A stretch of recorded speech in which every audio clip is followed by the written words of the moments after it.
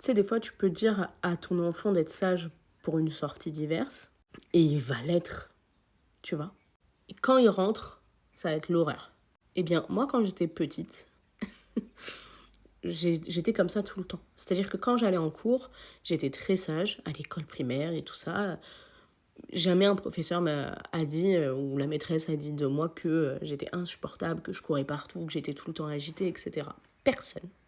Par contre, ma mère, ma sœur aussi, m'a dit un jour que j'étais insupportable quand je rentrais de l'école. Moi, j'ai pas compris pourquoi, parce que je me souvenais pas spécifiquement de ça, quoi. Et c'était vraiment comme dans les films, c'est-à-dire que j'enlevais tout doucement mon petit sac, mon petit cartable, et dès que le sac touchait le sol, je me mettais à hurler, à monter sur les tables, à crier, etc. Pourtant, à l'extérieur de la maison, vraiment, j'étais un petit ange. Je rigole, hein, mais vraiment, c'était très impressionnant au point où ma mère a quand même pris rendez-vous avec l'école pour vérifier si ça se passait bien. Parce que elle se disait, c'est pas possible, à la maison, ça se passe mal. Ou en tout cas, je bouge beaucoup, etc.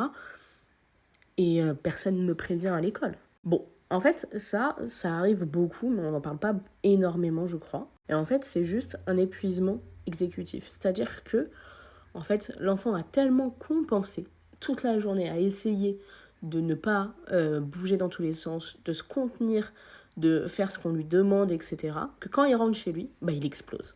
Tout simplement parce qu'il est épuisé. Et ça, c'est quand même une bonne nouvelle quelque part, puisque ça veut dire qu'il se sent en sécurité chez vous. Et chez lui, évidemment. Et que malgré toutes les explosions, malgré tout ce qu'il peut ressentir, malgré le fait qu'il relâche tout, et que du coup, ce soit difficile pour l'autre, il sait qu'il sera quand même aimé. C'est-à-dire qu'il est en sécurité affective avec vous. Ces temps de décompression sont parfois très compliqués à gérer, mais ça signifie aussi que votre enfant a surcompensé toute la journée.